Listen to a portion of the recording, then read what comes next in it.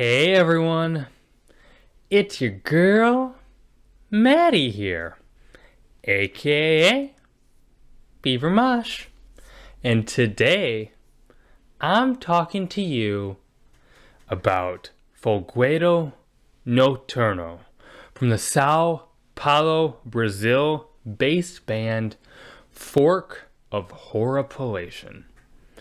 And on this record, Fork of Horripilation delivers this particularly raw and chilling black metal experience. It's a black metal record that really taps into these concepts of fear and horror and just this overall creepiness. Folguedo Noturno possesses this certain snottiness to it and this spiky attitude that I really dig about the record. And this is a band that utilizes their lo-fi production and delivery really well in a way that complements the songwriting and the overall mood of the album. Bez Conca begins this record with these creepy kind of tape sound. It's an obvious call to the horror films that the band is so obviously inspired by, and it has this kind of creaking, decaying effect, and it leads right into these exceptionally raw, spindling tremolo riffs. It's brittle and it's dark. The vocals from Alice Duarte are particularly sharp and biting. You just get these tortured streaks, and they complement the pointy melodies from Mario Albino's guitars really well.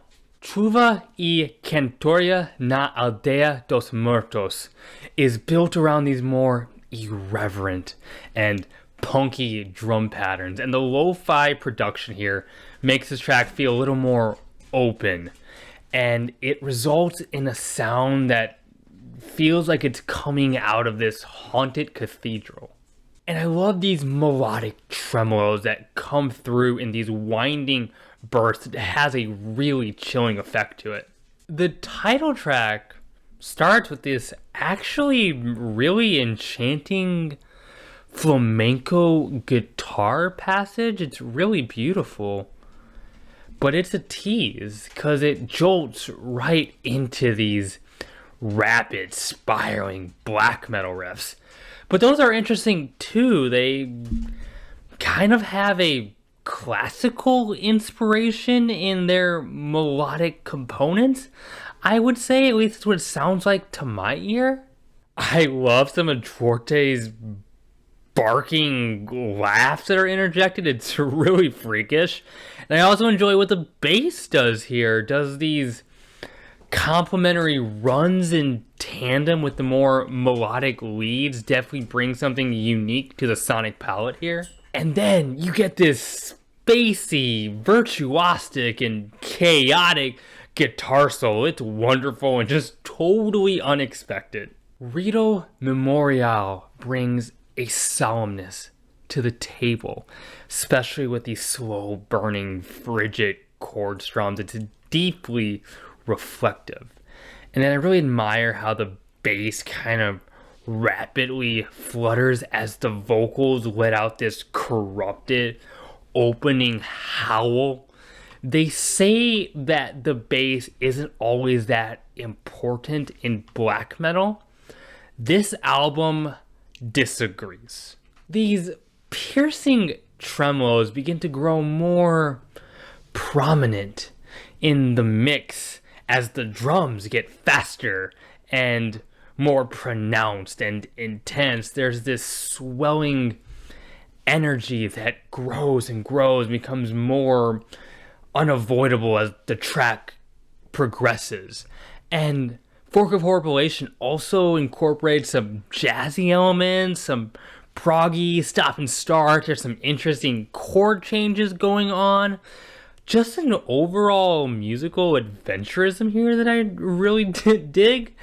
The band is utilizing sweet melodies and also atonality equally, both in really cool ways. Os huergas das ilhas tremulas offers up these dense, layered tremolos. They're very distorted, gain turned up to 11, and with the very raw sound, it feels very hostile.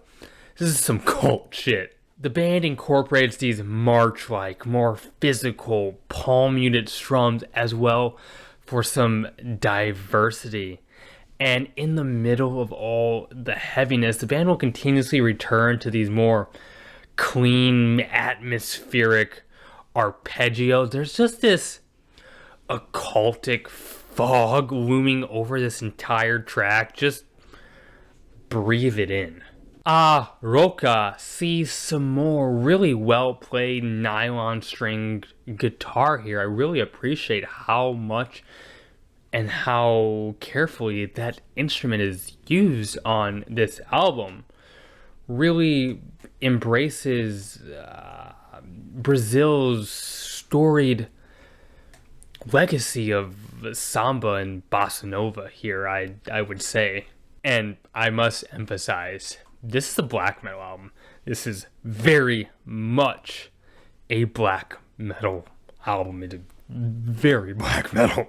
But the band will occasionally jump off on these certain avenues and kind of veer off of standard black metal foundations and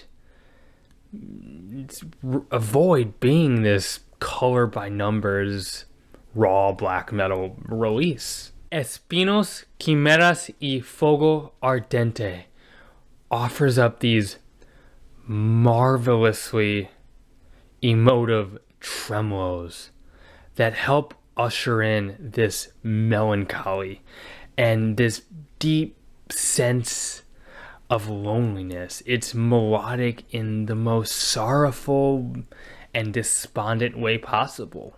There are also some slower, spacious sections where Duarte kind of shrieks in a hushed manner over these curious arpeggios.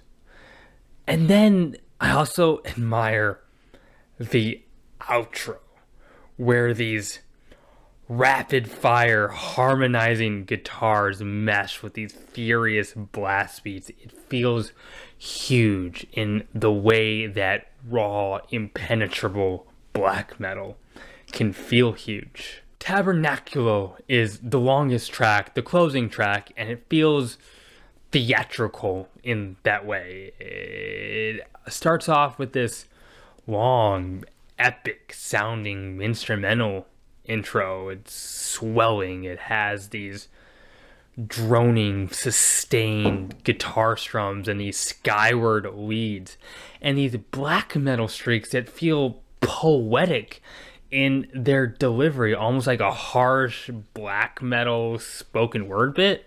This is definitely a very grim black metal record, one where the rawness definitely makes it a better listen, in my honest opinion. It's creepy and it effectively creates this dark and harsh atmosphere to just wallow in.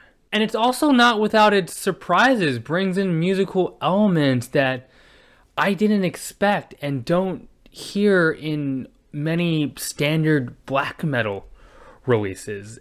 And this is a black metal release that I haven't seen a ton of conversation towards, at least online, and I wanted to bring some attention to it because I enjoyed it and I thought at least highlight it a little bit. So those are my thoughts. If you like this video, hit the like button. It'd mean the world to me if you consider subscribing. Helps with that algorithm stuff a lot. Leave a comment. I love engaging with those. I have a Twitter you can follow. Link to that is in the bio of this YouTube channel. And hey, keep it metal. My name is Maddie, aka Beaver Mush, and I'm signing off.